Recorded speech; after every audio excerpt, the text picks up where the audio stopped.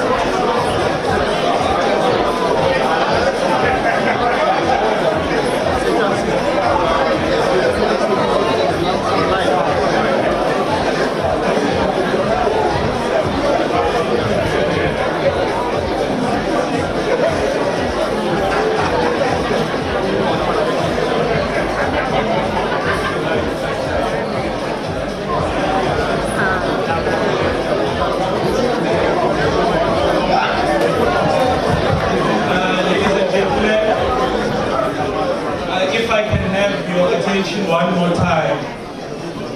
Ladies and gentlemen, I again request that whoever is on their feet, please go to overflow. It seems there are people who did not hear me the first time.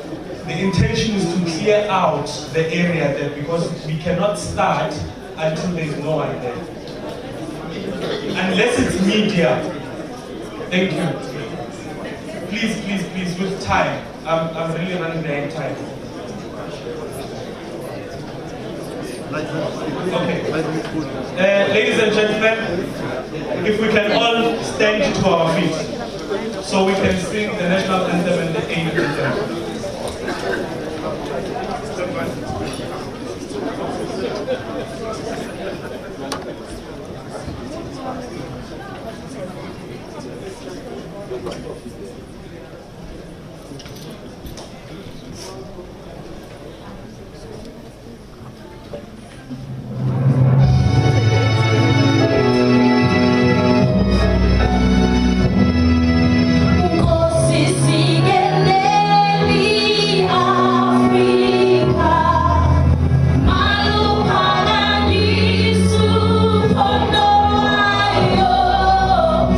Israel,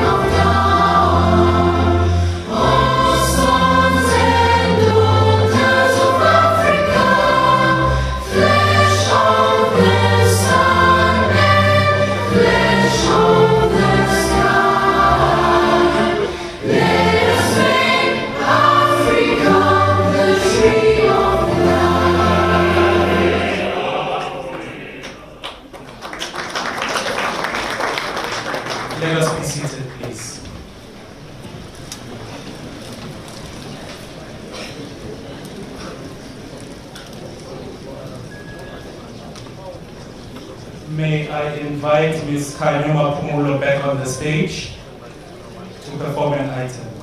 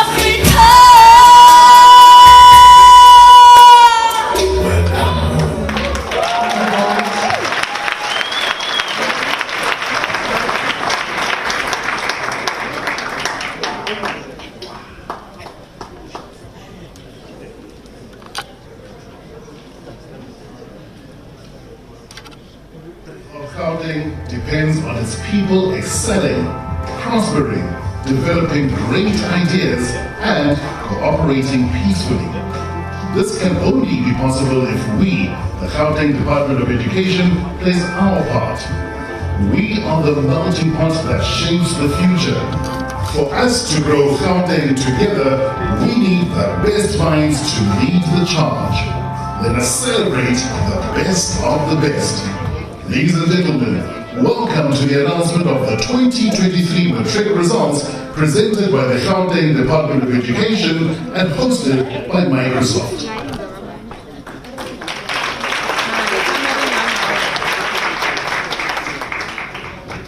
Ladies and gentlemen, good morning. Ladies and gentlemen, good morning. Good morning. That's more like it. Thank you so much.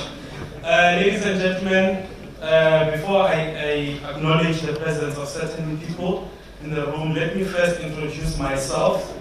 My name is Stelo Ngwenya. I am the former president of the RCL in Gauteng province. I am currently a fifth-year master's student for international relations at the University of Pretoria. I am also a member of the representative council of the student representative council, rather, of the University of Pretoria for the year 2024. And I am going to be your program director today. But I am not alone, ladies and gentlemen. I would like to introduce also my co-program director, and congratulate him also on his appointment as the new HOD of the Department of Education. Ladies and gentlemen, I am program directing this program with Mr. Rufus Mutan. Ladies and gentlemen, let's give him another round of applause. Ladies and gentlemen, I would like to acknowledge some protocol before I proceed, because I always say that we need to know who to hold accountable when things start going wrong. In Gauteng's case, of course, nothing's going wrong here because we're in charge. We're in charge. Ladies and gentlemen, I would like to acknowledge the presence of Gauteng's first citizen, the Premier of Gauteng, Mr. H.A. Panyaza, Mr. Nasispan, the Principal Lesufi.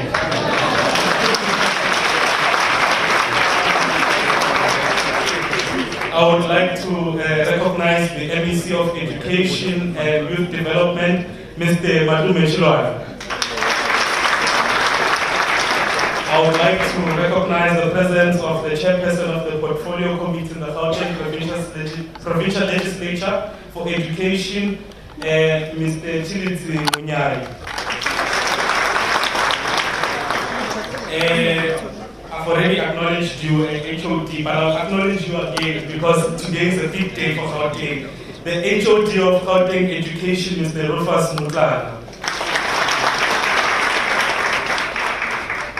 And my favorite person, second favorite premier in the Gauteng Provincial Government, the Director General of Gauteng Province, Mr. Edward Musu. I want to acknowledge our hosts today, Microsoft SA, who are gracious enough to host us for this wonderful program. Let us give them a round of applause. I would like to give a special recognition to our business partners who have attended this event and are contributing immensely to the future of our learners. Remoni Furniture, let us give them a round of applause. We have Harmony Mining, let us also give them a round of applause. We have the Trevor Noah Foundation amongst us, let us give them. We have Goldfields amongst us. We have Saika amongst us. We have Old Mutual. The MTN Foundation. The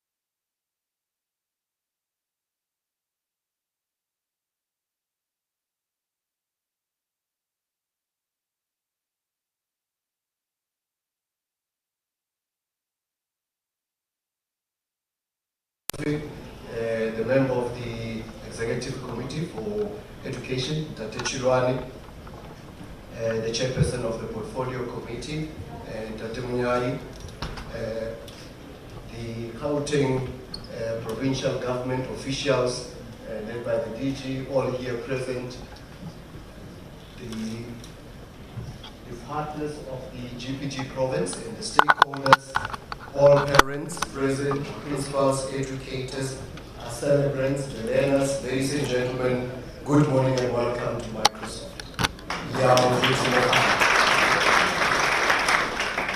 It is truly a privilege for us here at Microsoft and for myself personally to welcome you today at this auspicious occasion celebrating the matric class of 2023. And really congratulations to the class of 2023.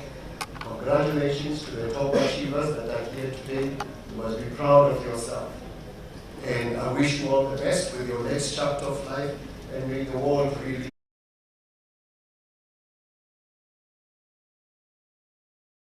And I know that you will make the schools that you come from, the communities that you come from, your parents, everybody that contributed to your journey so far, you will continue to make them proud in your next chapter. For us here at Microsoft, education is really, really important. It is our passion, and even for me, myself personally, because I have seen with my own life the transformative power of education. And I encourage you to continue to pursue that dream that you have of education. As Microsoft, we are committed to continue to empower you. We commit to empower every learner, MEC, every student in the world to achieve their very best. From the foundation phase all the way to tertiary and beyond.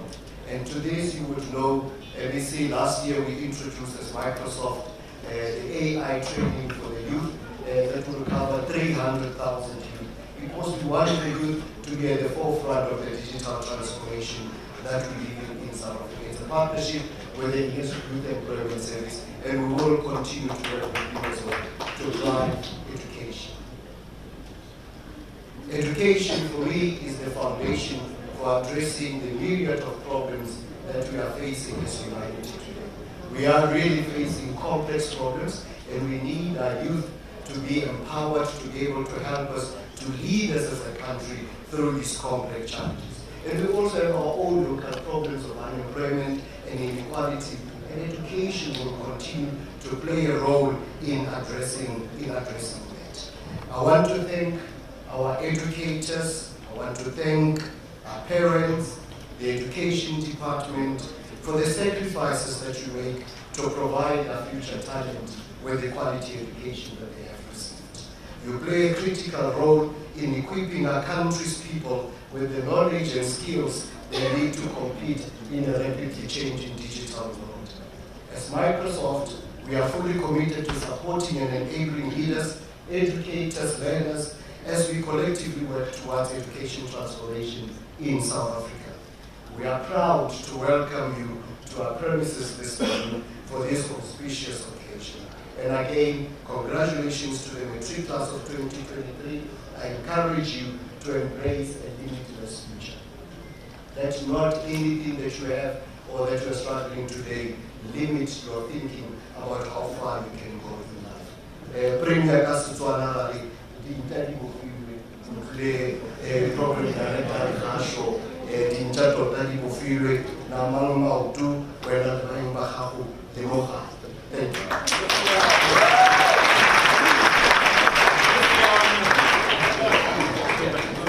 Thank you so much, Mr. Wampai. Because I'm running very quickly, you know, as the driver of this car, I seem to have left some people behind. So I'm just going to turn around and fetch them quickly, then we get on the freeway again. Ladies and gentlemen, I want to acknowledge two other important business partners that have assisted with this auspicious event and are assisting further. It is Liberty and Lebone Lito. Let us give them a round of applause. Now, ladies and gentlemen, I'm in the business of politics in general, and usually we give mandate, or we get mandate from above. So today I want to just spice things up, I want to give mandate now, ladies and gentlemen. I want to give mandate to leadership. I'm going to call the chairperson of the Portfolio Committee in Gauteng Province, Mr. Chilidzi Munyai, to come and give a message of support. But there's a mandate, Chairman, that I'm giving you now. The mandate says, as you are giving a message of support there, your goal and mandate is to invite the MEC after. And then I will give MEC a mandate the way we do in a certain political organization. I will give him via WhatsApp there to say, MEC, this is your mandate there. You know when you go to conference, the MEC, you know how we behave as the ladies and gentlemen, let us welcome the chairperson of the Portfolio Committee in the Gauteng Provincial Legislature, Mr. Chilidzi Munyai, to give a message of support.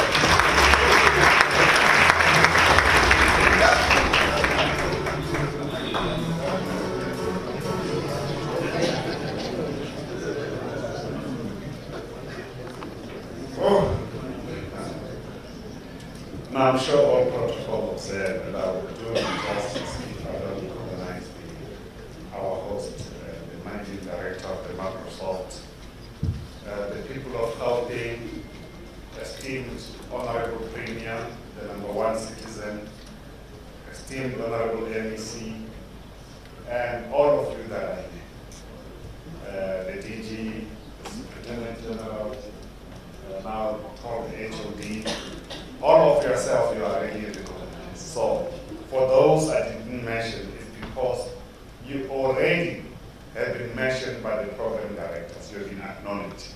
So, protocol observed. It is with tremendous hope and pride to congratulate our honorable MEC, Chilwane, and celebrate Gauteng talented and hard-working grade 12 of 2020, class of 2023, especially those that pass with distinction, to earn their highest marks in the province. They demonstrated a determination and excellence and inspired their educators, their peers, parents, and of course with their strength and resilience of Gauteng Department of Education and Youth Development as a character. That is very important. We must thank our Honorable Premier, Panyaza Lesufi, for deploying a dynamic and young and talented MEC with youthful energy to take the improvement forward for the Gauteng education systems. And I must congratulate you, the Honorable MEC, and that today we must celebrate the talented and hardworking learners. I fully agree with our Minister of Basic Education, Mayor Jim Ntsega, that the entire education system of South Africa, and Gauteng in particular, is stabilized. And equally, I also agree with Honorable Premier Lesufi that we need to have one grade 12 exams in our province and our country. One country, one education system, one exam system, so to speak. I want to thank the esteemed Honorable MEC Chilwane for the remarkable hard work, consistency in improving in the overall pass for the grade 12 pass rate. As I said, this achievement is a testament that the great achievement, great attachment and investment in the quality of education in Gauteng. Our learners in Gauteng, they don't just pass, you must also drill down and understand that they are receiving the quality of education. The province invested heavily in infrastructure, teacher training through the Matthew Goniwe. I think I saw the CEO of Matthew Goniwe there, to ensure that all our learners receive the best possible quality education. And again, through the School of Specialization here in Gauteng, Honorable MEC ensured that there's innovative teaching methods, the issues of e-learning platform, and interactive classroom of the future It's not of the future now, it's an objective reality here in Gauteng. And I really appreciate that the focus of robotics and coding, which in my observation is integrated subject, the managing director. So, and of course embedded with issues of programming, and I don't want to mention your Python that I use to support these issues. But going forward, we need artificial intelligence. Of course, there's a risk of stress which I think can be managed. There's advantages that we can deploy in that regard. I was talking informally with the MD of Microsoft that we need Copilot. You know, it's $30, 600. So I'm sure it can make the work easy of the department going forward. I'm not selling a product. So MEC, children, going forward, the issues of artificial intelligence, robotics, and also coding, they exist within the School of Specialization. The commitment of the MEC in this regard and the department, it's way above and beyond our expectations and satisfaction on our group. The department support and the critical stakeholders is truly invaluable to us, precisely because it was way above and beyond our expectation and satisfaction, as I said. Our learners shined academically, demonstrated the determination, Gauteng resilience, the excellence, inspired their educators and peers and parents, industry partners, families, parents, and the strength of the character for all of you represent the Gauteng province in these results.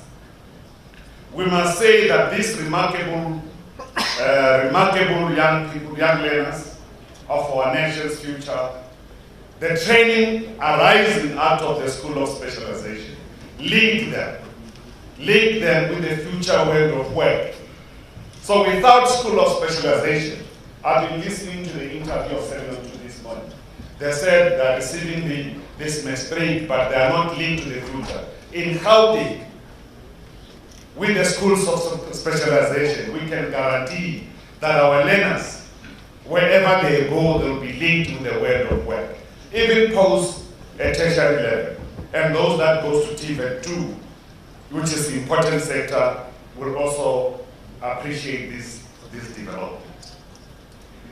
And I'm sure, I must say that the improvement, Honorable MEC, of these results has been greatly achieved by tireless efforts of the revolutionary workers. I'm saying revolutionary workers because they are progressive trade unions such as SABC and other trade unions and workers that are committed to support education. And I'm referring also to intellectual workers, the teachers, as I said, is the backbone, the parents who greatly assist so that much with regard to development of education and successful results are guided by the coherence of the entire education systems in Gauteng. We must say, the people of Gauteng, the Premier and the MEC, that Gauteng remain a beacon of hope with respect to education. As I said, the system is stabilized. Going forward, Gauteng will be number one with our oversight and hard work. I thank you very much all for the great results of the class of 2020.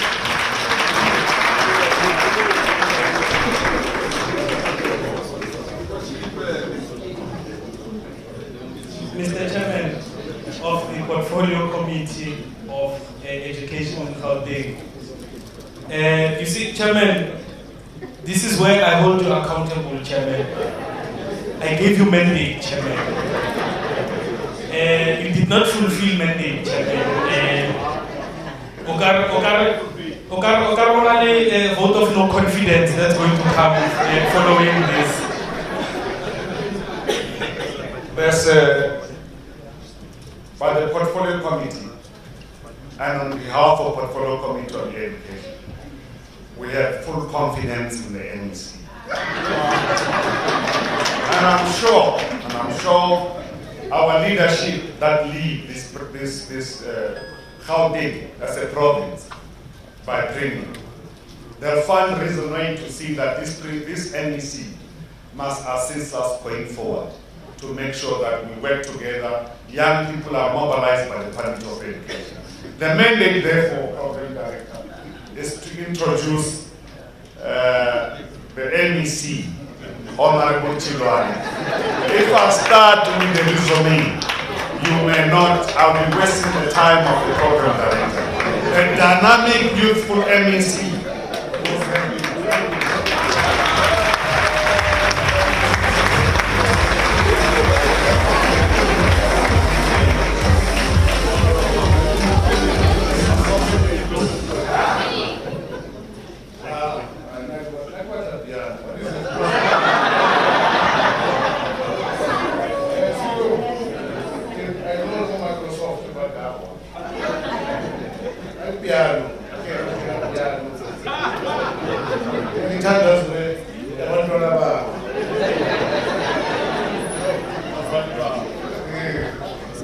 Thank you very much, Portfolio Chair, the program directors, the HOD, and the dynamic young president. The future. What is the future? The future is a decision we make what we want to be. And he has made a decision, so he has a goal. So what he has to do is execute it. Yeah. No, I know you'll be behind us. I'm confident of that. The Premier of Gauteng, Panyaza Lesufi. I know that you said today I'm wearing rocker sandals, as you can see. I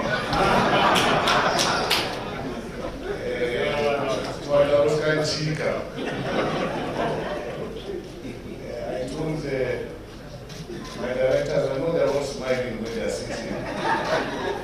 Because I told them that they are going to wear a suit and a tie for today, and I did that. The minister in absentia, I know she has committed to come. My colleagues in the Executive Council in absentia, I have not seen any yet. I know I've received a couple of calls that they're on their way. The leadership of local government that is present here. The chairperson have acknowledged of the Education Portfolio Committee, and the members, Honorable Hassan, Honorable Santos. I don't know who else is here. Yes, I know one has resigned. I used to be a portfolio chair before I came in the NBC. I used to work very closely with these colleagues of mine. The DG, Mr. Musua, officials of the Gauteng Department of Education, from all levels, from DDG downwards, led by the HOD, leadership of our teacher unions and organized labor, school governing body associations present here, faith-based organizations, civic organizations and associations, youth and learner and student bodies, principals, educators, parents, our Bursary Barona. No, I heard from the minister yesterday that my school is Microsoft and all the other sponsors that we have, all the other partners. Where's the MTN Foundation? Are they here? Oh, yes. I told you, now about Microsoft. I told them yesterday, oh yeah, now sorted. Microsoft. Now you see for yourself. Yes, I told them.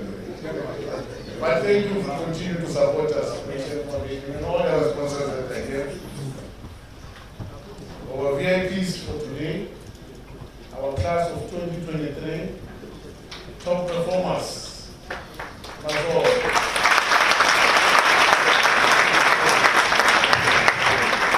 all of them, actually the whole class of 2023, that have made it and those that have not made it, for reaching this point, is quite an achievement and must be acknowledged.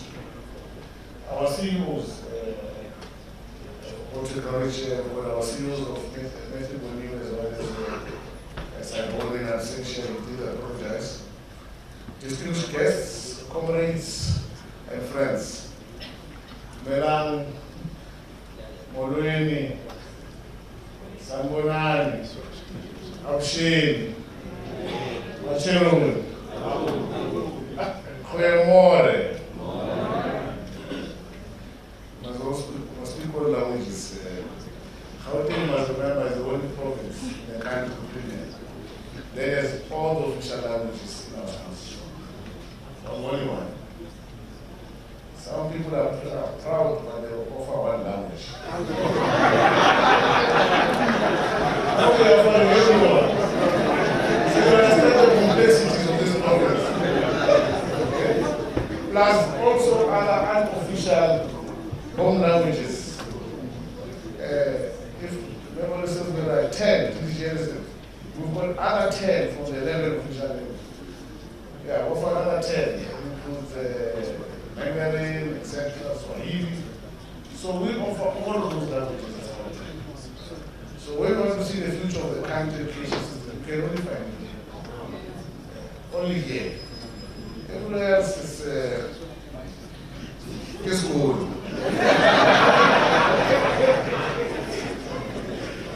Premier and honored guests, while our strategies and priorities capture a bold vision of our the future Gauteng education system, this can only be realized through investment of the right resources for the right purposes at the right place. Our approach in Gauteng is a multifaceted and is directed to addressing the quality of learning through quality improvement strategies to improve the classroom performance of teachers and active learning of children in classrooms across all schools in the province. At the same time, we are introducing interventions that compensate for poor family literacy levels and the impact of poverty in a large percentage of our communities in Gauteng. There is a recent and rapidly growing appetite for figuring out and accomplishing what is increasingly referred to as a whole system reform. That is how to improve all schools in a district, a region, a state, province, or a country. For a long time, there's been the realization that better education is the key to societal and national productivity and personal and social well-being. Only recently are we beginning to see the interest turn into specific questions about how we go about the whole system reform. What pathways from what starting points are you going to get the results in a reasonably short time frames? How do we actually raise the bar and close the gap for all learners? To ensure effective teaching and learning, the focus of our strategies in Gauteng are geared toward the learners, the classroom as a unit of change. For effective teaching and learning to take place, we have to ensure that classrooms are fully functional. We must continue to demand accountability for results, particularly in currently failing schools. The purpose is not to punish the management, teachers, and learners, but to provide the right combination of incentives, support, and resources that will accelerate the changes needed to improve the quality of education in those particular schools. The systematic approach we adopted is premised on the considered assumption that urgent relief to the system from the debilitating learner performance cited above will come from taking macro systematic aspects first before attention is paid to the micro aspects. This makes sense, particularly in the context where the majority of schools in the broader education system are dysfunctional. The model that we adopted, Premier, the purpose that in a situation where the majority of institutions are underperforming, a systematic approach is required to fix the failing system. It makes sense to, in terms of resource allocation, by taking key aspects that will have a wide and longer-term effects across the system in terms of change management, with the focus on ensuring system functionality, before focusing on how to secure excellence in the subsystem. While this approach, Premier, does not suggest a revolution, it proposes instead planned widespread reform that includes defining and rolling out the necessary support and monitoring the system.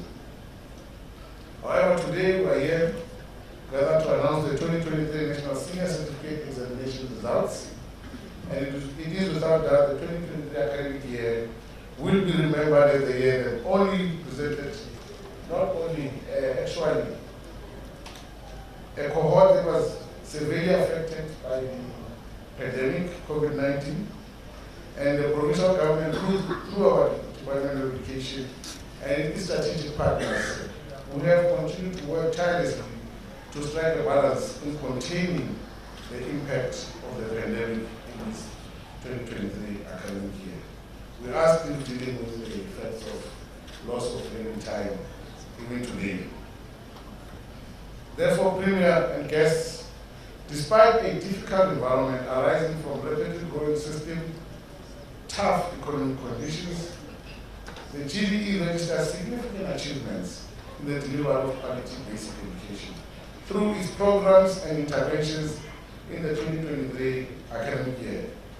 And this is despite several budget pressures and cuts that we've experienced teaching. It was charity, how we don't have as much as love. So we have delivered on our core mandate, irrespective of that. Therefore, as we celebrate the class of 2023 with much pride and excitement, it is only fitting and a privilege to recognize that our success is due to our collective commitment to growing Gauteng together. In this regard, I reiterate our commitment to pursue a quality, equitable, and inclusive basic education system for all young people of our province. There can be no denying that the pandemic continued to impact on the Gauteng education system.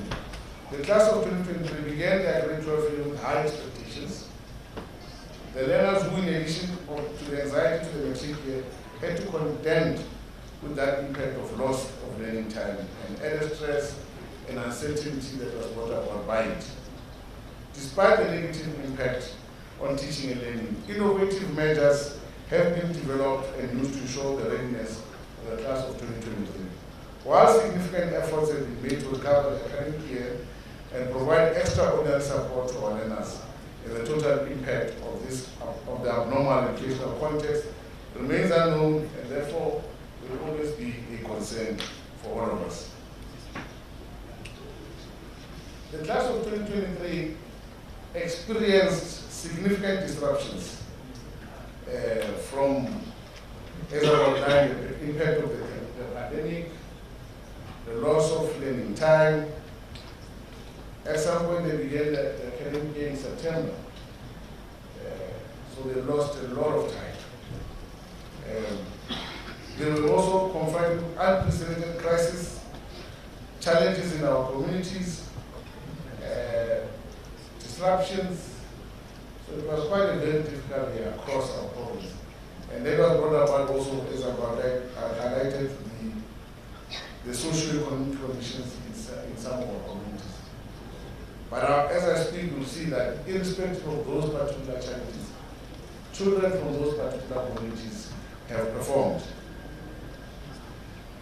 Therefore, Umalusi declared the credibility of the 2023 NSC examination. So let me highlight from the standardization decisions and approvals statement from Umalusi on the 2023 NSC combined examination, which was administered by DBA. Umalusi pronounced that it had not identified any systematic irregularities that have compromised credibility and integrity of the National Senior Certificate Examination as a whole. So I advise all concerned to read the full statement from Umalusi, and it's available, of course, on the website. I agree with you, Premier, that our children must write one exam. We are one country, one society, one nation, one exam. That must be a consistent call. Because the assumption that I'm also not against any examination. I agree that if they're saying the independent examination board is the best, that's all right. I agree with it. If the LSE is the best, that's all right. But let's close this two examination boards. I don't want to cast any doubts, especially at this age, but the percentage is too high. It's too high.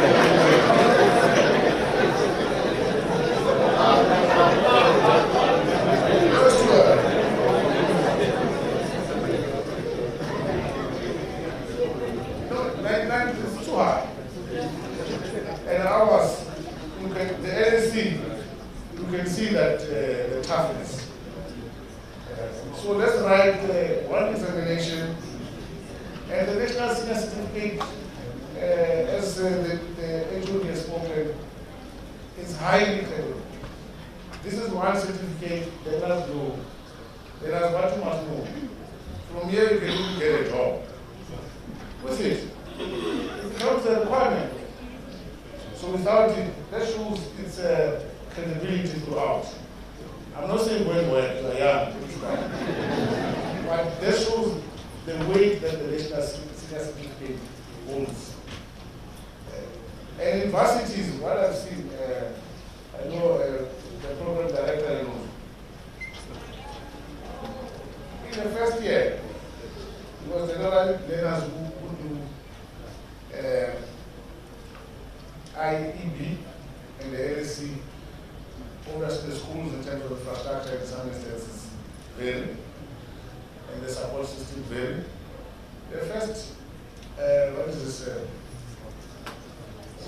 Semester.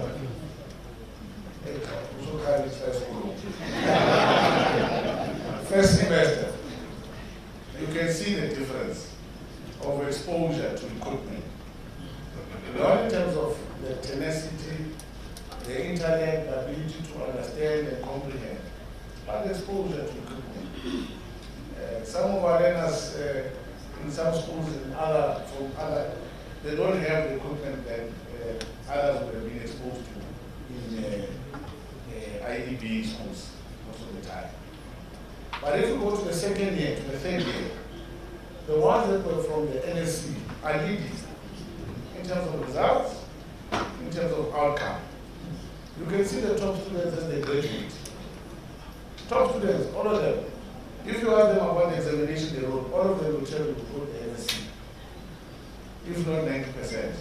Not because of the system that we were in charge of, but based on the quality that the NSC has brought, the curriculum, the depth of it. So, Prima, I agree with you there. We need one system, one exam. Our class of 2023 has achieved a pass rate of 85.4%.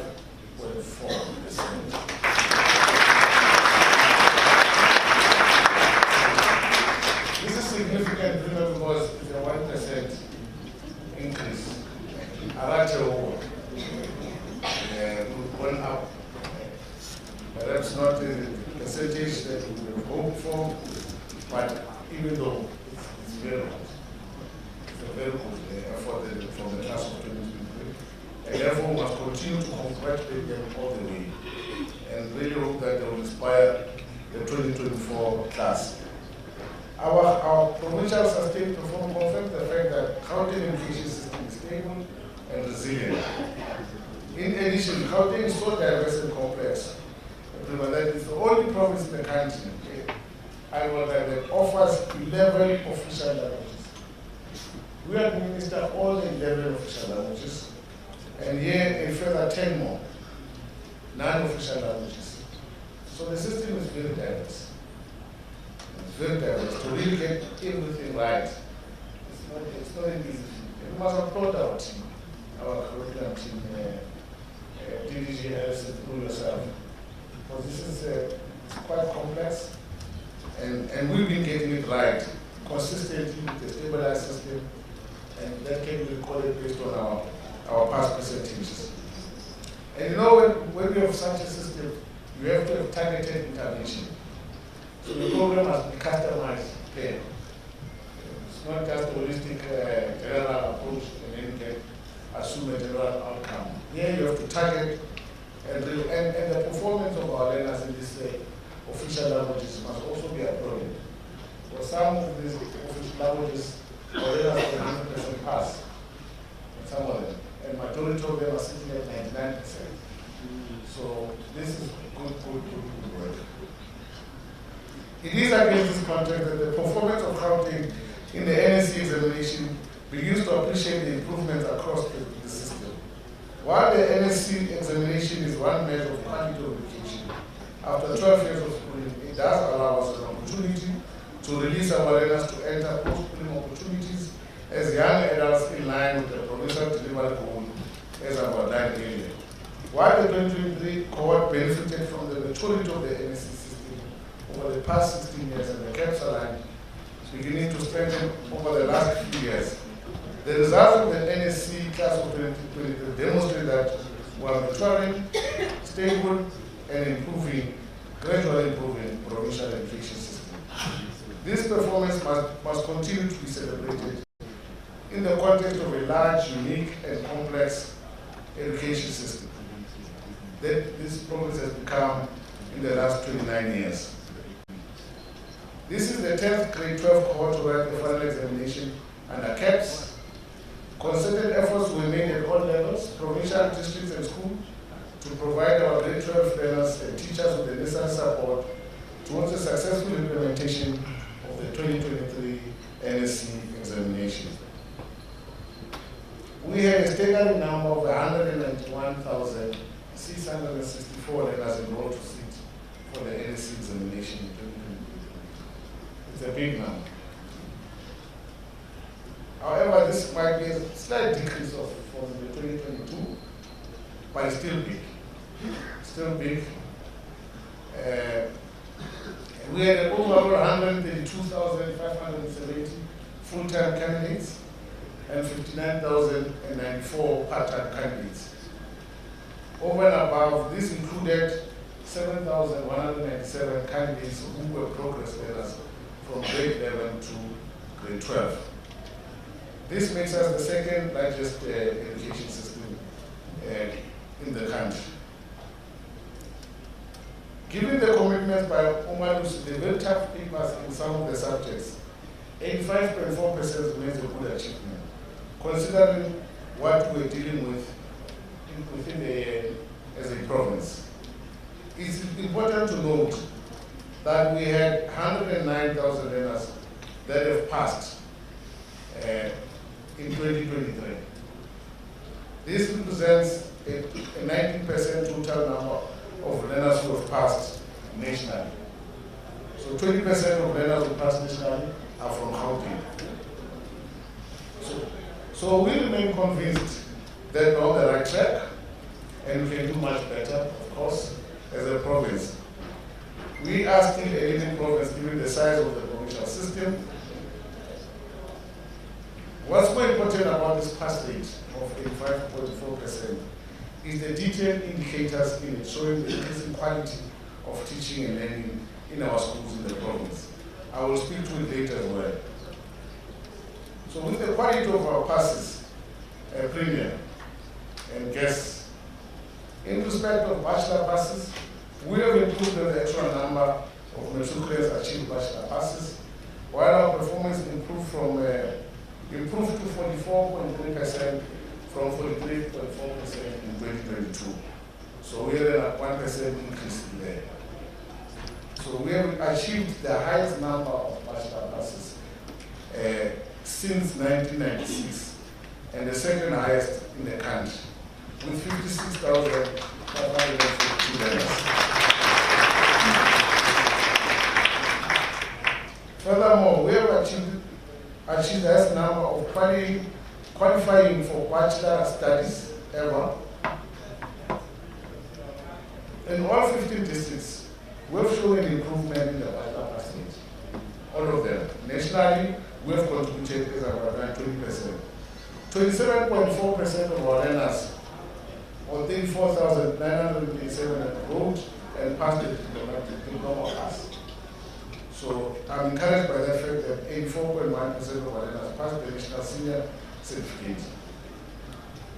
There has been an increase in the percentage of learners who passed at the higher certificate level as well. So we increased in bachelor pass, diploma pass, and higher certificate level as well.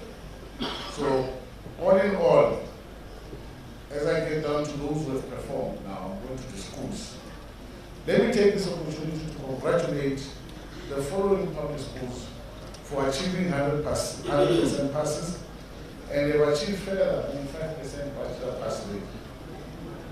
These are Afrikaans rural Mason School.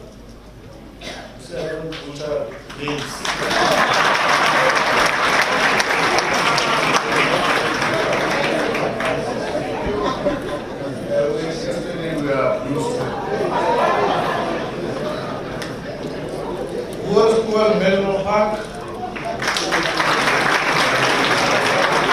World School South Fontaine, World School Gauteng Grove. It's not waterproof. Waterproof. It is red. Waterproof. Not waterproof. Good waterproof. Parktown Girls High School, and World School Renberg as well. I want to give a special recognition to this school. This is a school that is in one of those difficult communities. Raymond Klaba, Math, Science, and ICT schools.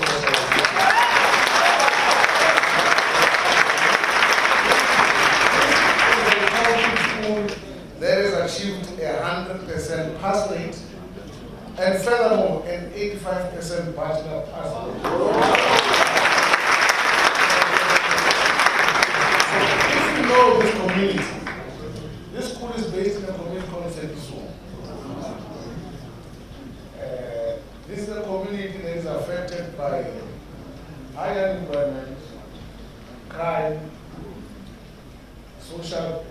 socio-economic challenges, and the learners, they found solace in the school. So this is really great. And this proves, Prima, what I've always been saying, colleagues, all the time. Our township schools are performing. Here's evidence. And there's been more, actually, than 100%. But I've seen out one that obviously is a beacon. As we focus on township as a political priority, I want to acknowledge Imbali Combined School and Independent School in the Orange Farm that has also achieved 100% pass rate and 85% bachelor pass. So this is important because I want to urge all the independent schools in township and across. Independent schools don't want anything less than 100%. We don't want anything less than what we are seeing there. I also want to acknowledge the following township schools that have achieved 100% pass. Itebelike LSM School with 60% bachelor passes. Furthermore, we went to Pretoria in the north, Harambua, at the beginning of the academic year, at Gauteng Secondary School. That school, you know, a lot of challenges, but they also achieved 100% pass rate.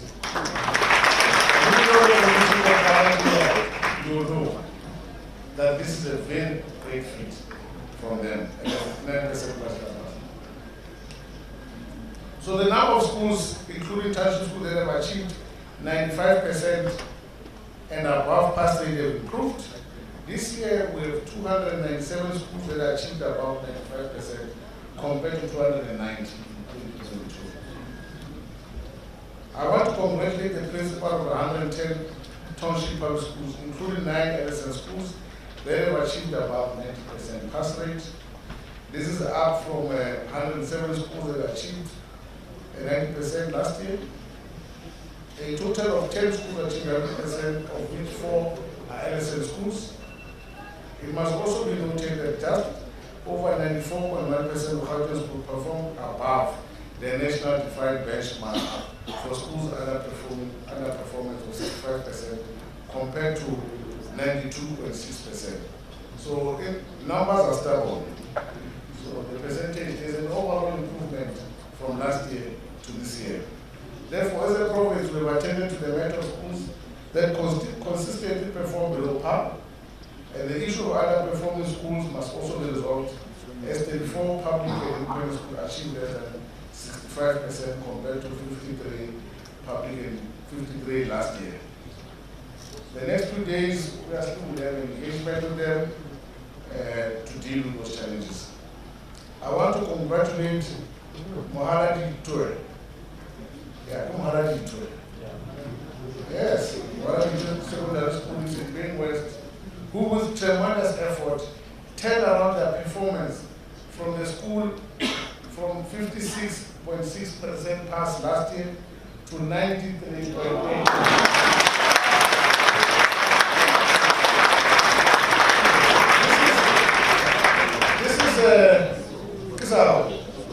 Thank you. Thank you. What's about Dango? I don't know when Dango turned to Dango, but that is it. There is a 37.2% pass increase rather. And they've also even improved on their bachelor pass to 37.5%.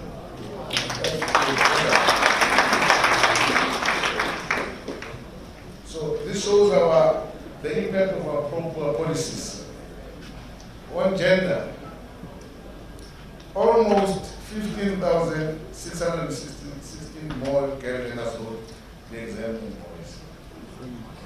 It's an issue that politically, as a government and society need to look into. Continually, we are registering more girl learners than boy learners into the system, and we lose them in between. Something that we need to look at. So there's been 15,000 more girl learners who wrote than boys. And from passing, the performance of girls is higher than boys, which is 8.3. Girl learners have passed compared to 85.8% of the boy learners.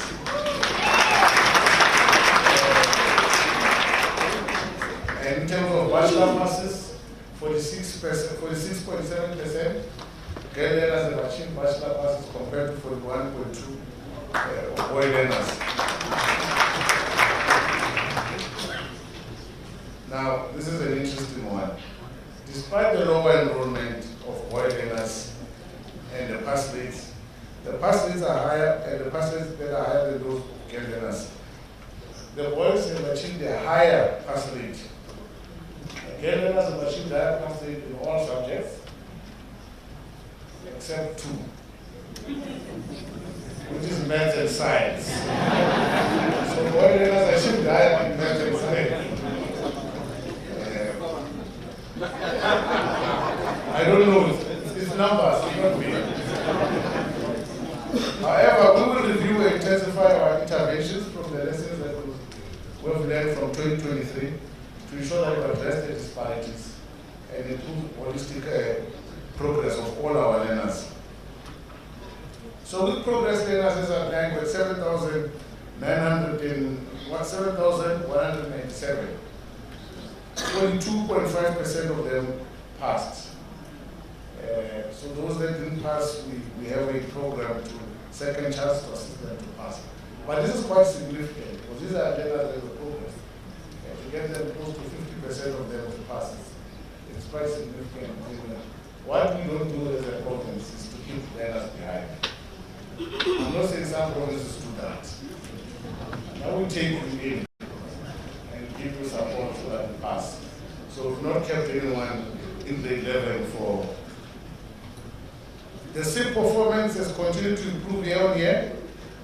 It improved to 81.1% this year compared to 79.9%. But one needs to be remembered, SIP does not replace what happens in class. We need to continue to improve on the quality of our educators. SIP is a supplementary program, it's not a primary. So we need to continue to invest in that as we unlock the pace so that we can skill and upskill our educators so that we can reduce the reliance as well over time on SIP. But yes, it has managed to achieve. Now going to our districts. All our districts have performed above 81%, above 80%, and this is consistent. They've been achieving above 80% for the last 5 years. So the performance of our provincial districts has been consistent across. They've all been performing above 80% for the last 5 years. And I'm happy to announce that the #1 district in South Africa is a district in our province, Johannesburg West.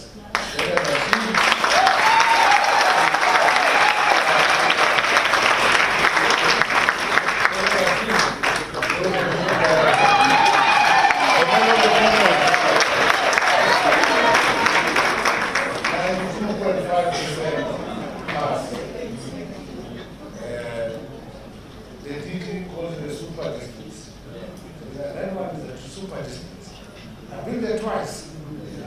So we're proud to announce that we have the #1 somewhere as well. And we also got two other districts that are in the top 10 in the country. #3, Tshwane South, is here as well, district director here.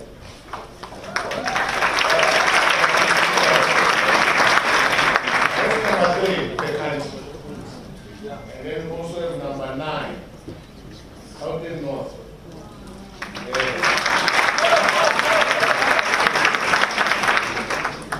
So these are our top performing districts in the country, but our district have performed very well across. They have reported significant improvement. 11 out of 15 districts have improved their results from 2022. When we look at it regionally, in terms of the demarcation of municipalities, Tshwane has achieved 87.5% compared to 85.5% in 2022. So Tshwane is the best performing in terms of the region. Western, I made a mistake, I missed something new. We must congratulate Gauteng West. This is our most improved region.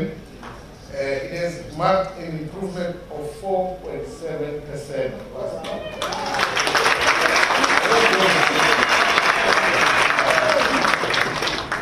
My new premier Jones is 18, so you don't know that I'm married. You don't want the job to show us.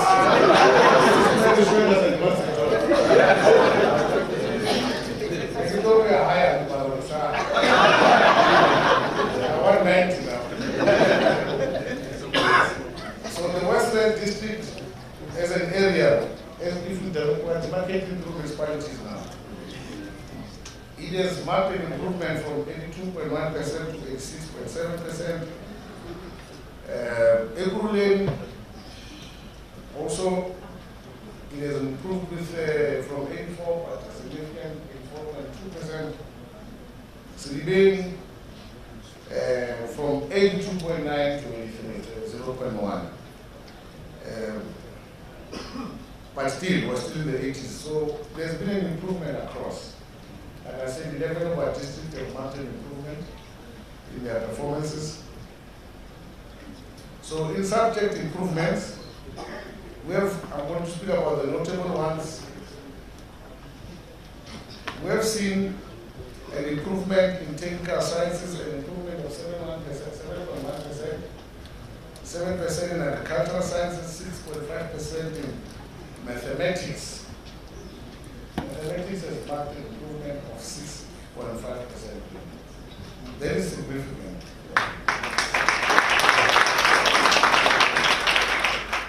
We have achieved a total of 41,459 distinctions, which also is almost 20% of all national distinctions.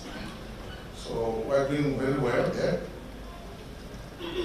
Maths and science have marked a significant improvement, being maths the greatest, with the 7% that I've highlighted, and science a partial increase of a percentage.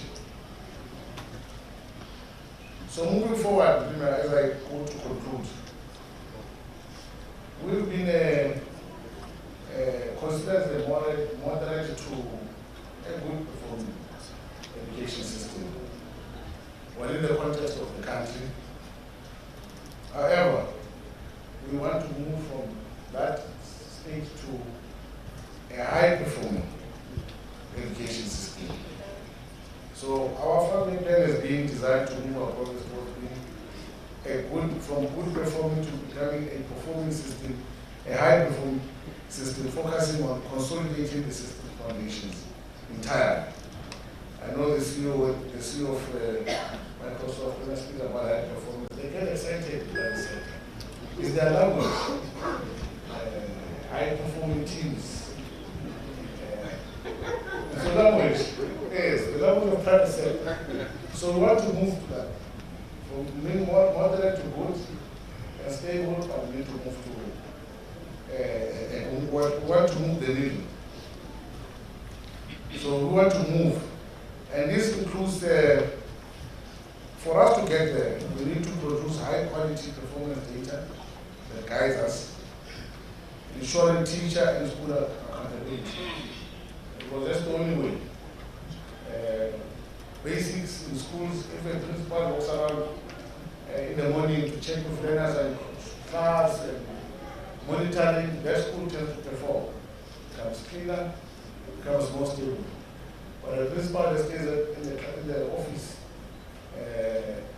for a larger part of the day, that school dilapidates over time. The performance drops because there's no monitoring. So we want to improve on our monitoring, and for that to happen, we need to improve the accountability of both the educator and the schools. So to this end, we will be strengthening our foundation across all our activity grades. We continue the improvement of quality of learning, the FET plan. Continue rolling out, as our portfolio chair spoke about, the school of specialization to strengthen our skills base. Including introducing several new technology subjects and specialization in identified technical secondary schools. Continue to roll out our multi-certification, which this is a game changer as well. I know the Premier is passionate about this one. He could rely on our councils. The fourth industrial revolution, ICT and e-learning, to increase greater access to a rich multimedia content and increasing our online courses that offer classes that generally otherwise are not available. So as I conclude, colleagues and guests and learners, to sum up our performance in numbers last week, the overall performance of the NEC performance has gone up by 1% to 85.3. Or 4 rather. The bachelor rate is improved by a percentage as well, 44.29. All 15 districts have achieved more than 80% for the 5th consecutive year. Independent schools have improved by half a percentage. Public schools have improved by 1%. Fee-paying schools have improved by 2.1%. No fee-paying school improved by 1%. SIP has improved by 1.3%. Township schools have improved by 1.11%. ICT schools have improved by 1.1%. Technical schools have improved by 1%. Schools of specialization has improved by 2.38%. So, and 60 of our Section 58B schools have improved their overall NEC performance. That's our numbers. Just to sum up what I've been saying. So you can see we moved from 84.4 to 85.4. So the 1% has been consistent across our performance. So let's say, I'm grateful to firstly thank the Premier and the Minister in absentia, firstly for joining us, but also to congratulate everyone who's played a role in achieving these excellent results for Gauteng, for our learners, and for all within the GDE. Furthermore, thank the HOD, Mr. Rufus Mukana. The department will not be celebrating this result today were it not for the massive team effort of all at the head office and in the education department across the province. Thanks to the examination team under the stewardship of TPG, Alison Benston, and the team. Once again, we've had a clean, successful examination process in Gauteng, and want to thank all of you in district offices. We could not have done it, and we cannot do it without our educators and principal whom the system rests upon. Thousands of you have again in the past year shown your dedication to your profession, to our children, attending courses, participating in our in-service development offerings, upgrading your management skills, and most importantly, putting our learners at the center of your efforts every day. Let me mention the many parents from across the province, without whose contribution we would strive to achieve the success we celebrate together with you.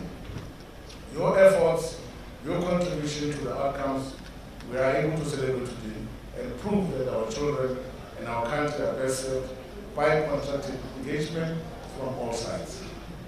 Our teachers and your organizations, the unions, have in 2023 helped through your constructive approach to make a very important difference in the lives of many, many young people during the difficult school year. And I want to say thank you again for that. And then that leads me to thank all of the leaders of our teachers, again, organization, worker unions, operating in the sector. All of you are acknowledged, and I want to say thank you for the support. And then I thank members of the provincial legislature for their continued support and the ability to continue to hold us accountable in the year. I want to thank the companies who are not supporting the awards and contribute to the awards that will be presented today to the learners and the schools. I don't want to seem to not be thankful enough, but I think Chelete can be increased from time to time.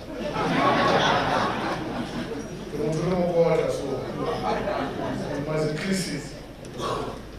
But we are grateful for what we are doing. And lastly, I want to send my heartfelt congratulations to the class of 2023. And as they say, the best way to predict the future is to create it. And you have created it now, it's time for you to step in it. All the best with your future endeavors. I thank you.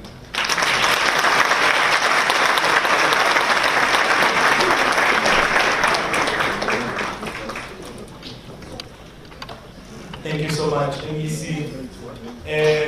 MEC, please.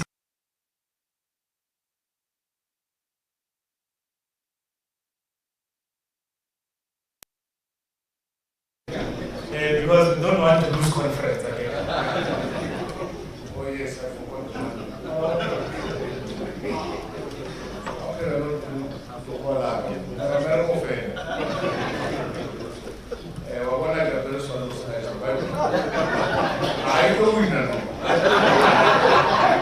The problems are over.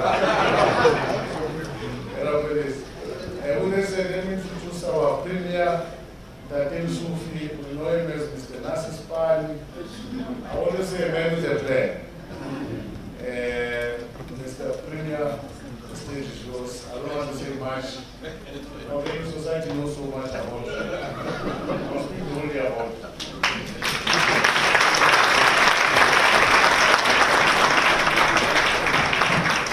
Thanks so much, I truly appreciate that. Let me acknowledge and thank the program directors. I want to thank, and you have demonstrated without doubt that what happened yesterday in the national announcement will not happen here. I want to thank you for that. That meeting needs our support, our condemnation. I want to thank you. Let me also acknowledge MEC Madume Oman Shidwan, the MEC responsible for education and youth development in our province. I also want to acknowledge the entire leadership of the Portfolio Committee, Member Hassan, Member Dos Santos, and Member Chilis Munyali, who is the chair of the Portfolio Committee. Please allow me to acknowledge the presence of the Managing Director of Microsoft South Africa, Dr. Gauteng. Thank you so much. And my entire team, the hospitality has been amazing. The problem with us is so apologies that we overwhelmed your place, and let me also apologize to those that are in the other room. I want to acknowledge our DG, and all the HODs that are here. Thank you so much, the advisors. The entire leadership of the department, led by the HOD Mutlan, the DDGs there, the district directors, and everyone that is there. Let me acknowledge the chairpersons and of various boards that support education, together with their CEOs, our partners, and all institutions that are sponsoring our learners. And you will see later the gifts that they've made available to all our learners that are in this particular house. But I want to thank and acknowledge organized parent formation, STDs. Also acknowledge teacher formations that are here, learner formations, and institutions that are representing young people. Honored guests, ladies and gentlemen, the results that the MEC have just unveiled here are not our results. These results belong to our teachers and our principals, and I want to thank them from the bottom of my heart.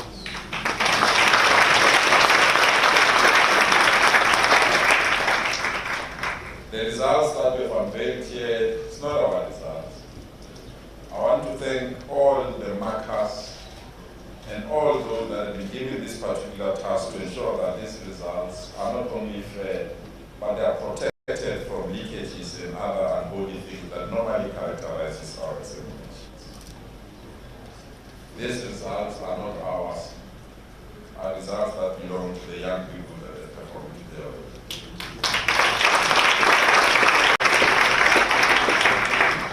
On behalf of the Gauteng Provincial Government, I want you to thank you. I want to thank their parents.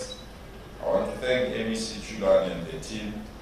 I want to also thank all the stakeholders that are making education possible in our program. But I don't want to be selfish. I really believe, and I don't know why MEC Chulani didn't do this.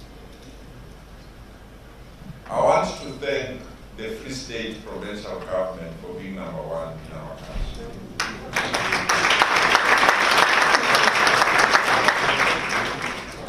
I now accept the call that you made, and that was made by the late Ndadete Itimakwe, who said they're not only simply the best, but bottle water until it boils up.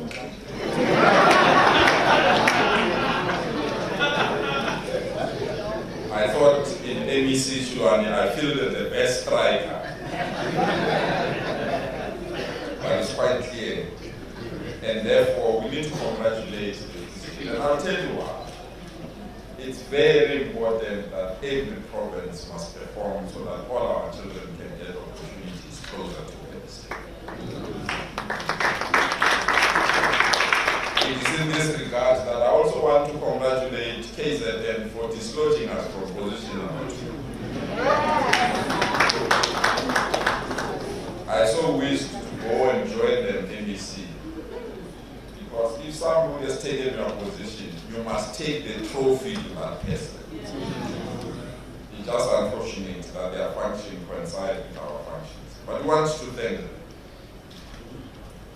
I also want to thank, and you'll understand why, this one I want to emphasize, teaching. I want to thank the Eastern Cape Department of Education for achieving 81%.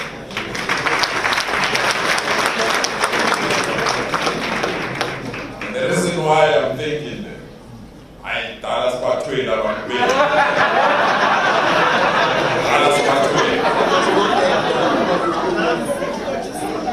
and you are quite excited now that you can do it on your own. And I want to congratulate the Eastern Cape for achieving 81%. So you can see, ladies and gentlemen, that the competition is stiff now. And that this must serve as a wake-up call to us in Zombie. That the days of basking in our glory, that you are either number one or number two, are over. That we must engage, we must compete, but most importantly, we must offer alternatives to our country. We've done that. We just need to accept that this time we've been defeated. I know MEC Chilwani disputes the fact. He emphasized that we're at 84% last year. We are now at 85%, which simply means it's an improvement.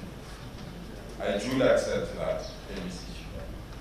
But my performance contract with you doesn't speak about 85%. My performance contract with you speak about 90%, and we have not achieved 90%. So out of the 10 points that I have to give for performance, on this one, as Peace Manapokai, I'm going to politely allocate only 3 out of 10. It's an indication that you must work hard, and it's an indication that things can happen if we really put our resources, our energies where they need to.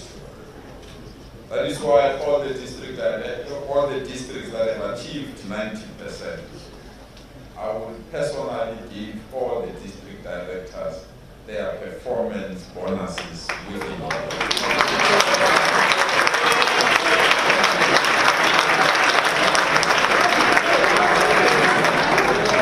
We must reward goodness where people put their energy. We must reward those that are indeed making it possible as a province to shine. This is our province. Gauteng yabona, Gauteng yethu, our Gauteng on Gauteng. And therefore, those that have performed beyond 90% as district officers, I want to thank you from the bottom of my heart. I can take you to any battle that we have, because we made this commitment to ensure that we reach 90%. MEC Chilwani, I must register my disappointment with those districts that have not performed behind or over the national average, which is 82%. Even though you have congratulated those that have performed very well, and I want to add my voice, Johannesburg West, I want to add my voice for representing us nationally, but also representing us in our province.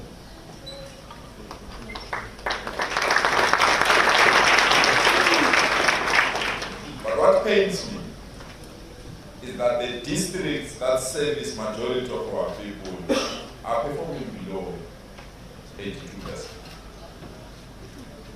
If you take Johannesburg Central, it's a district that services the entire Soweto.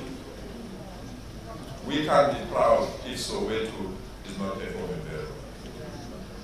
If you take Gauteng East, it's a district that services Kwaterma, Tsagan, Duduza, and they are below 82%. I will not be happy if majority of those townships are If you check Johannesburg East, which is the worst performing district in our province, it services Alexander, Ivory Park.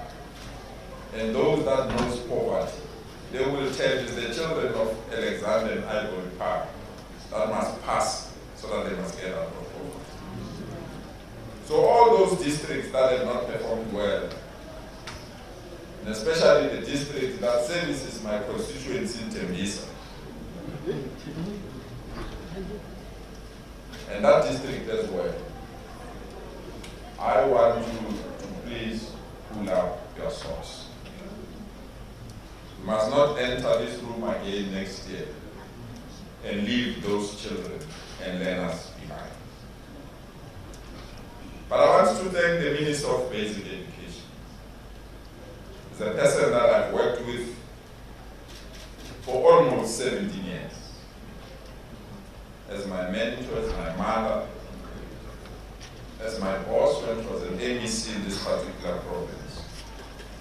And I must confess, Minister, I've never seen you so beautiful like you were.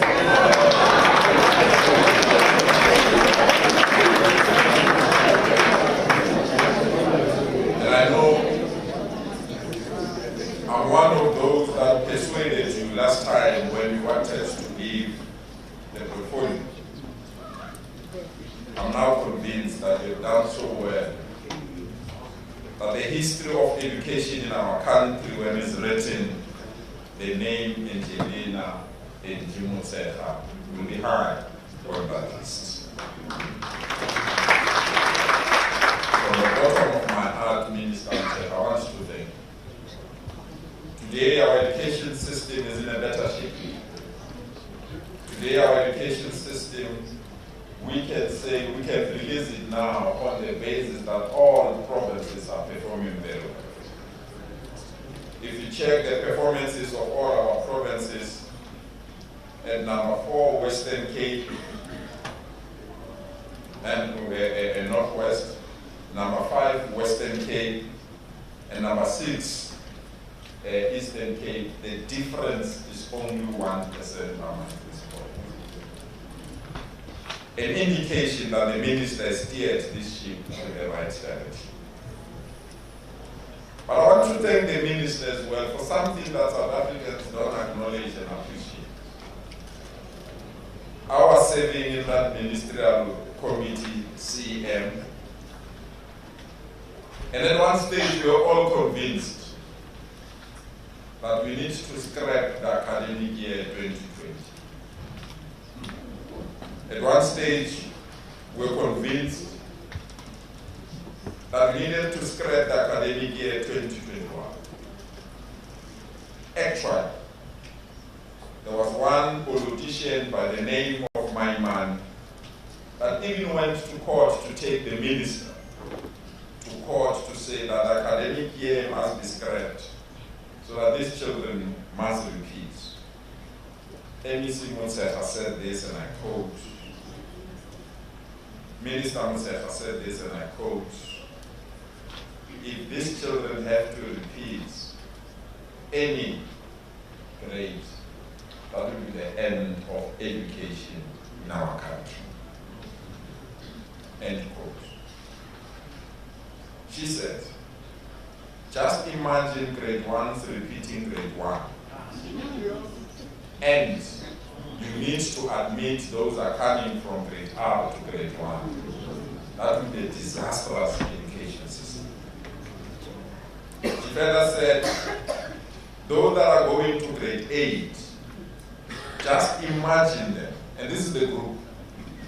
She says, just imagine them not going to grade 8 because those that are currently grade 8 are repeating grade 8. That was going to be a disaster. And therefore this minister persuaded us, as late as September, that allow these children to come back. The sacrifice we can make is to ensure that they attend school through shifts. Others coming Mondays, others only coming on Tuesdays, and others coming. Principals and parents will remember. Ladies and gentlemen, if it was not a decision of our minister on this particular one, these children will not be here.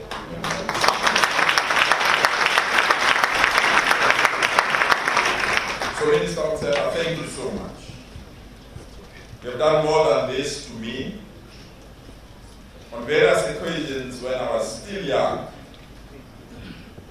it is this minister, I enjoyed something called break dancing.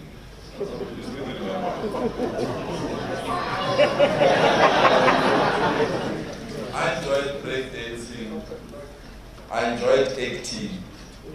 But it's this minister that identified my talent in politics and nurtured me, paid for my university fees together with the then SABC of Educational Province, and ensured that I go to school to study. And even when I finished my studies, she's the first person to employ me so that I can be closer to her, because she has seen something I've not seen in myself. So this is the day to personally thank Minister Mtsela for everything that you've done to me. I've got a family today because of you. I'm a leader today because society might have hopes and aspirations out of me because of you. Colleagues, I might be seen to be paid to thank the minister, because there are some people that will say, you thank a fish for flight, for swimming, forgetting that it's swimming in an oily water, in oily waters. The reason I'm saying this, colleagues, is that there are other politicians that insult this minister left, right, and center. There are other formations that insult this minister left, right, and center. They don't know that the future of this country was carried by this minister. That the future of our country and the future of our children was carried by this minister. And she saved so many careers in our lives. So to Minister Mtsela, once more, for all our way. And thank you so much.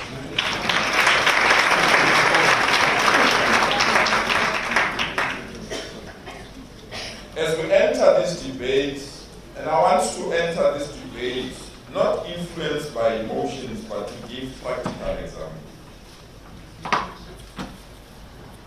In 1995, the national matric results or pass rate was 53.4%. In 1995, the national matric results was 53.4%. In 2023, the national matric pass rate is 82%. So we've moved at the dawn of democracy from 53% to where we are now at 82%. And it's within that context that we strongly believe all our children should be treated equally and fairly and write one examination across the country to determine who's the best learner in our country. We can't have a situation when other children are perceived to be writing a poor quality exam and others are seen to be writing quality examination. All these children are South African children. All these children are going to the same university. All these children are taught by the same teachers that are taught to get training at the same time. All these children deserve quality if there is quality somewhere. So our argument and debates about having one examination is not because we ignore the reasons why there was separate examination. We want to argue, in the last 30 years, we've closed the gap. Our children can fly together at the same time. We further want to argue that benefits must be made available to all our children. There must be no one that get their results early and accepted at universities and others get their results later and are told universities are free. There must be no one that get bursaries first because their results were released first and others get bursaries later because their results were released later. If these children belong to South Africa, treat them equally for all sake. And I want to argue that is the task of the new Minister of Education that is coming in. We don't want to disband any examination. We don't want to discard any examination. We just want quality education for all our children. So that we don't have this celebration here and someone is having a celebration there on something that is different. We need the same celebration for all our children. So when we argue for this particular point, it's because we acknowledge we have traveled the road. Some people don't understand, in this country we used to have 9 different education departments. We needed to have education department for white people, education department for Indians, education department for blacks, education department for Bantustan, or an education department for Putatwana, Transkei. We merged all those departments, they are now under one leadership. We can't fail to match 15,000 learners with almost 800,000 learners. 15,000. It's not the number of learners that are writing IE. 15,000 compared to 870,000. When we've combined all these particular departments, if we love our children, let's treat them fair and equal. We fought Bantu education purely on the basis that they felt the education was superior to us. We had to defeat Bantu education to have one education. We can't have a cosmetic other education. It must be one and it must be for all.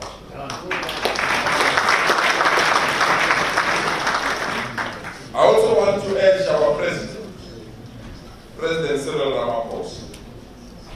There is a document on your desk, President Ramaphosa. There is a document on your desk, Madam Ramaphosa. This document says one thing and one thing only. That to get our education right, it must start at ECD. And that ECD must be compulsory. That there must be no child that does not attend ECD because their parents are unemployed. There must be no child that must not attend ECD because their parents cannot afford to buy food for that child. There must be no child that must not attend ECD or what is commonly known crèche, because the crèche they attend is not accredited. We want ECD to be exactly like grade 1, where we can have proper teachers, proper facilities, and every child must attend, whether they have money or no money, they can get into that scholar transport, go to school, get feeding, and get quality teacher in front of them and teach them. If we don't sign that law now, we'll be defeating the purpose of having strong education. There are political parties that are paid. They are urging our president not to sign this basic education amendment bill for one reason or another reason on their selfish grounds of language. And I don't want to enter that debate. My debate is one, and the reason we want that law to be amended was one thing only. Let our children go to school rather than spend time in informal settlement playing with bricks when their peers are inside classrooms. And that there must be no child that does not go to a grade R in our programs. And we are ready. As soon as the president signs that law, you will see, we will unveil what we call crash of the future in our programs, where children will not use a chalk or a chalkboard. They will use the latest technology and gadgets in our crashes so that they can compete with our programs. This is the foundation of the future. If we can't get this foundation right, we'll never get our education system right now. So, President, we are ready. Sign that law. And sign it now. We will deal with those that want to oppose it on the basis of language and any other thing. And we are ready for that debate. You will see that when that law is passed, there will be people that will go to court. They will go to court to oppose grade R being officialized. Because I always tell people, if you say you don't want this law, if you say this law must not be allowed, we oppose everything in this law. Do we oppose even the introduction and the content? You know there's a page of content. Are you also opposing that page of content? Because we want to debate with those that want to debate.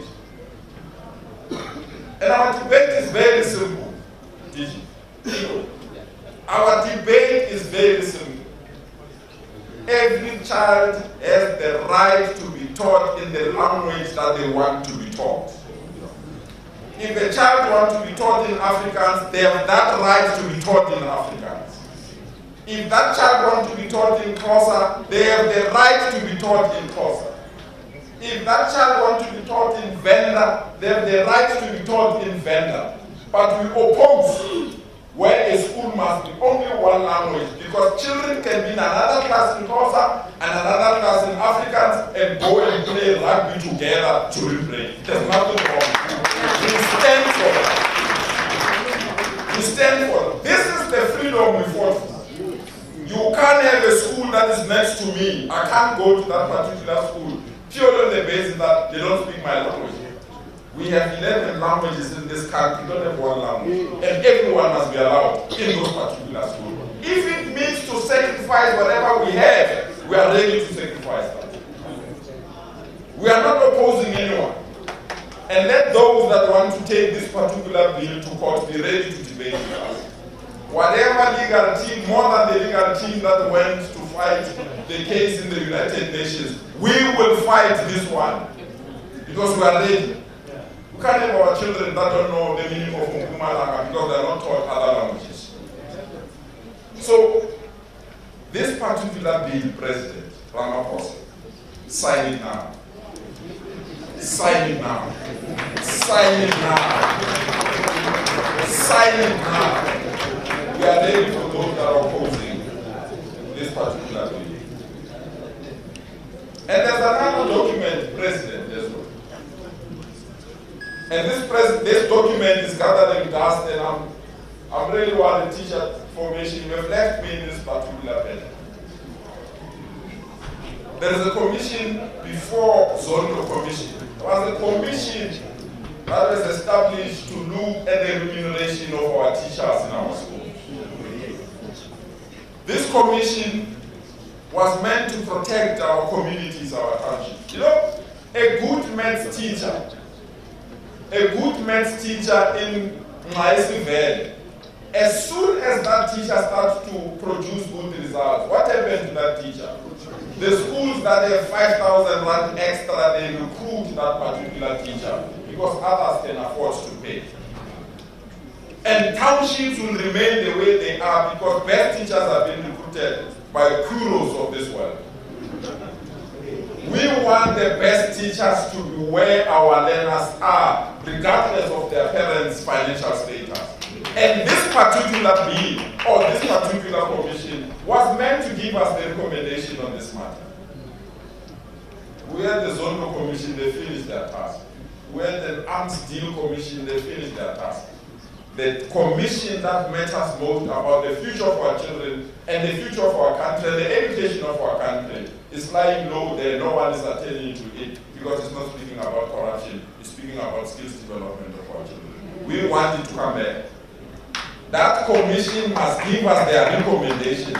And our recommendations are very simple.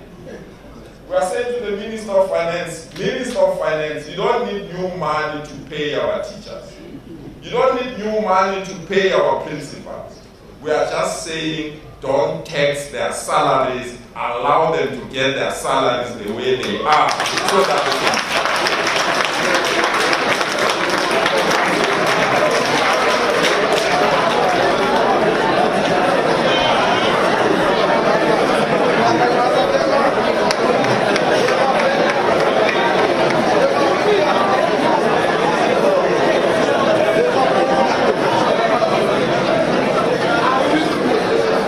And we are saying, on top of that, a son of a teacher and a daughter of a teacher must go to any higher education of their choice free of charge. By doing that, you are protecting the teachers that are in our class. By doing that, you are strengthening our teachers. And by doing that, we ensure that good teachers don't leave our schools and good teachers go and sell insurance companies whereas they're supposed to be in classrooms. I know other people will say, what about policemen? What about social workers? What about judges? What about... For them to be policemen and for them to be engineers and for them to be social workers is because of a teacher. And if you have a good teacher, you have a good system. You go to Singapore, I follow the education of Singapore. There, best students prefer to be teachers first because even during training, they are rewarded while they are still training. And we want to have an education system that will support and assist all our students. So, if you can't treat teachers as an important tool for a development of a country, you must forget. Because education is what develops a country. You can go to many institutions and the top 10 countries in terms of education outcomes. None of them have gold, none of them have platinum and all these precious documents. What they have is human capacity. And human capacity comes through a good teacher. So teacher formation, don't leave me alone in this thing. Don't leave me alone in this thing. So if you thought that I'm premier, I'm back on this matter. I'm back on this matter. We need to take it further. So ladies and gentlemen, today is to thank the education system and to demonstrate to the world that the Gauteng education system, the way that the MEC has explained it, is stabilized. We are proud that out of all the learners that started grade R or grade 1 in Gauteng 12 years ago, 82% have reached matric. That's a great throughput. 82% have reached matric. So, in simple language, because out of 10 learners that started grade 1 in Gauteng, 8 finished matric. And this is something you can't take from us. And I want to thank our education system on the policies that we've taken on this matter. The second area where I really want to thank MEC Chubani and the entire education system is these learners that I really feel we're not supporting them correctly, MEC Chubani. When we privatized LSIN education and called for an inclusive education, that children with disabilities remain our children. That we're not going to want them to be switchboard operators. We want them at the center of all the skills that are needed in our country. So I want to thank the LSIN education sector. But I want to thank this learner who benefited out of our investment. This learner comes from Adelaide Tambo School in the middle of Soweto or Johannesburg district. In Zulu home language, out of the marks allocated, she got 230. In mathematics, out of 300, she got 240. In geography, out of 300, the learner obtained 236. In life sciences, out of 300, this learner got 217 marks. In physical science, out of 300, this learner got 203.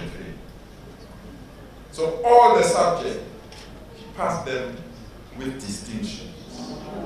CPC, they are an embodiment of what what we say.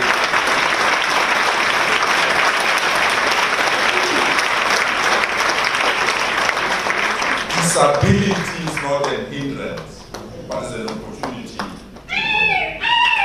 proud of you, and I want to thank you for that.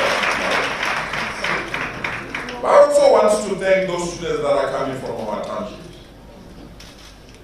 SABC demonstrated at this point that there is a school called Raymond Mhlaba in the Western. This school has given us 100% matric pass, but on top of that, it has given us 84% bachelor pass. So, in simple terms, out of 10 learners in that particular school, 8 of them got bachelor passes. But our parents do not want to enroll their children in that particular school. And the nearest school then, Krugersdorp, compare the results of Raymond Mhlaba. You will see that at Raymond Mhlaba, you don't pay school fees, you get all the textbook free. Where you don't have uniform, give, but your child is performing much better. And he wants to thank them. But in this learner, because I believe in economics, and I studied economics as well, and I know the difficulties of this subject. Ntokozo Toga. Ntokozo, thank you so much. To obtain 293 out of 300 in economics.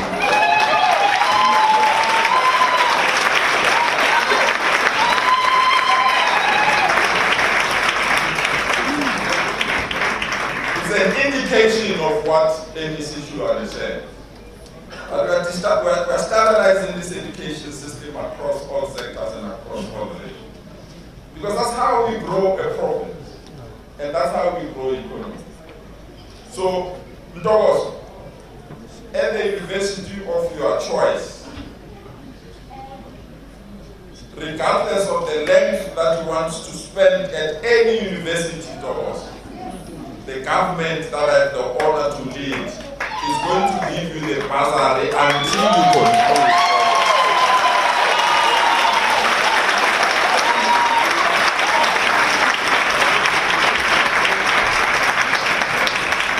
Because it is this talent that you need to nourish. It is this talent that you must protect it from people that want to harm our children with drugs. It is this talent that will grow this particular province. So, thank you so much, Ntokozo. But I also want to thank Wandile Lungani Mkwanazi from Orlando West Secondary School and Tandolwe Tuzwani from Ahatuto Secondary School, Johannesburg South. These kids in geography, out of 300 marks, both of them got 300. They're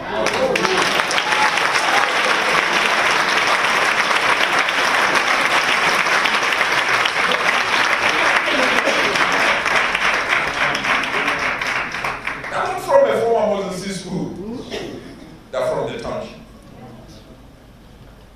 And the teachers that have taught these children might be denied an opportunity to produce the 300 out of 300, because when these results are produced, there are other private schools that want to pounce on those particular teachers and remove those teachers from this particular school.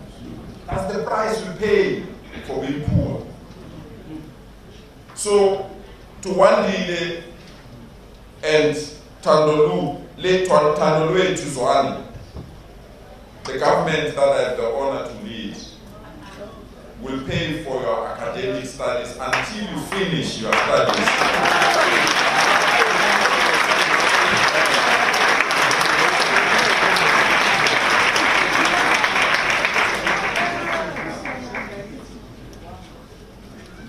Sponelo Mkhalip from Provincial Secondary School, Ekurhuleni South. To grow an economy, you need accountants. For us to manage our budgets, we need accounting. Sponelo got 300 out of 300 in accounting.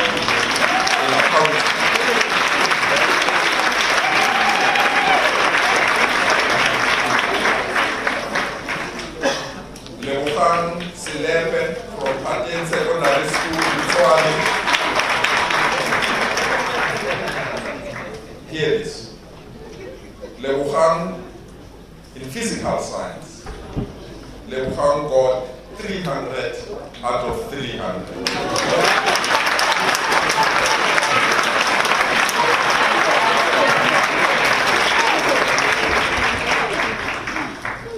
So the government that I have the honor to lead is a government that believes in skills development. It's a government that believes in education, and MEC Chulani, I can assure you, I always tell that the HOD is there. I know education, and I know the importance of education. So any budget, when it comes from national government, what education wants, we give it to education first, and the rest of other departments will share the value. Because without education, we will not improve the livelihood of our people. So I want to thank you and thank everyone that is here. But I want to make this special announcement. I send it to the DTG responsible for this. I want all learners in Gauteng that are coming from the townships, all of them, all learners that have obtained position 1, 2, 3 in each and every school in Gauteng. On Sunday, you've got a date with me. I'm going to give you bursaries to study for life so that we can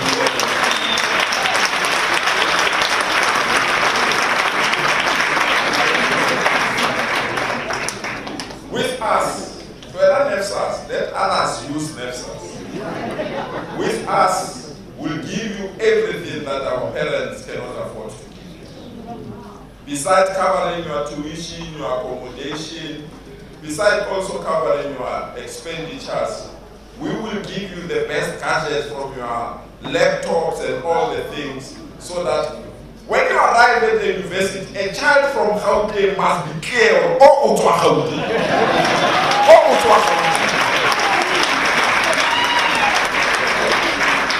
So we're proud to invest in our children, but we're proud MEC Sudan. I always tell people that maybe we don't put these figures publicly so that people understand.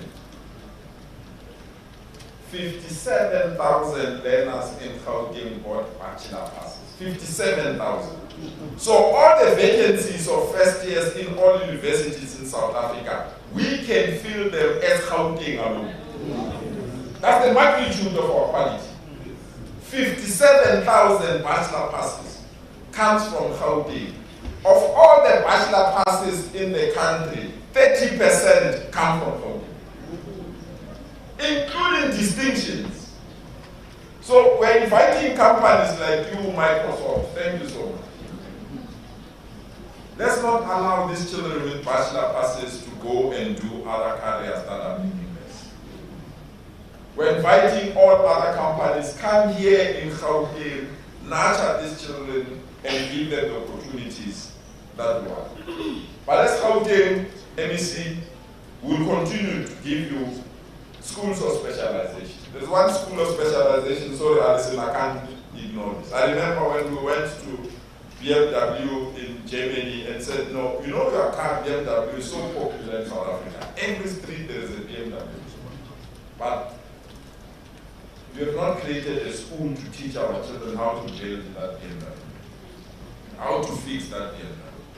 And I was happy that this German company came. Before the new X3 came, they brought the X3 before to teach our children on how to build. And this school of specialization, I'm proud, they've achieved 98% matric pass. Meaning, they can link their skills to the future. And this is what we need. This is what we need. I'm saying 98 because I didn't want to go to the comma something. It's 99.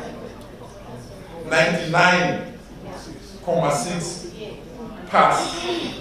And these children, they also won an international competition on creativity.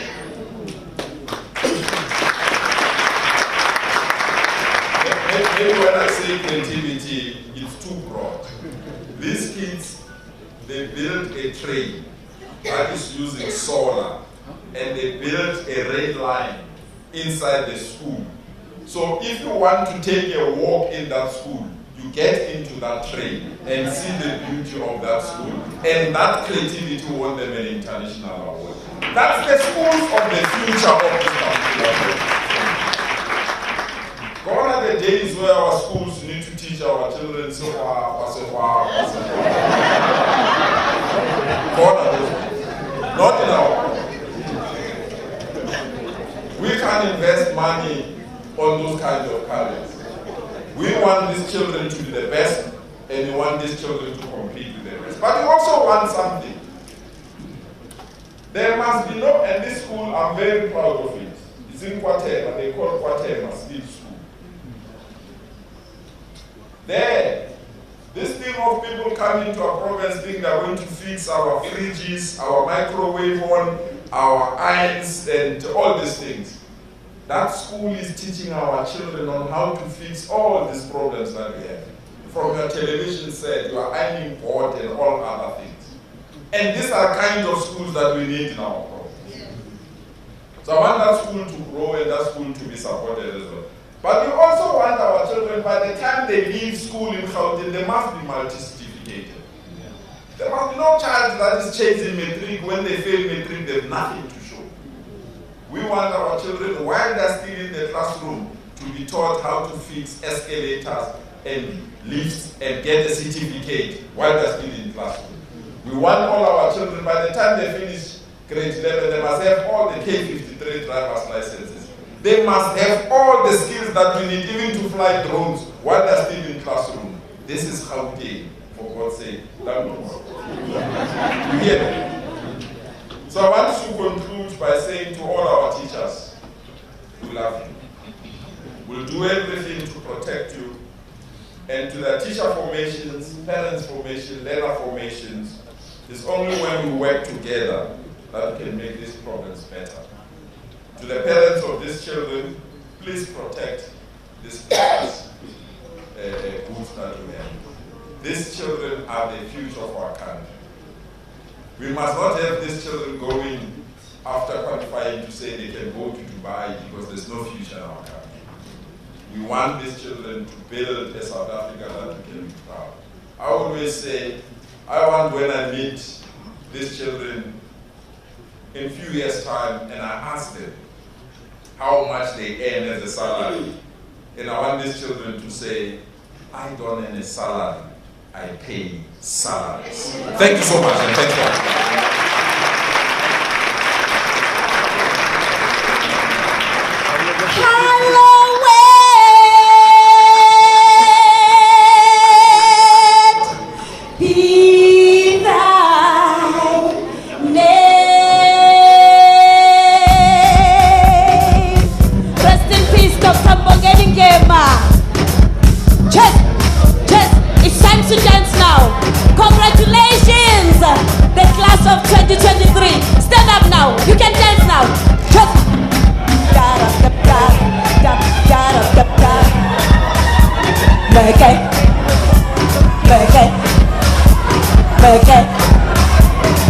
Okay.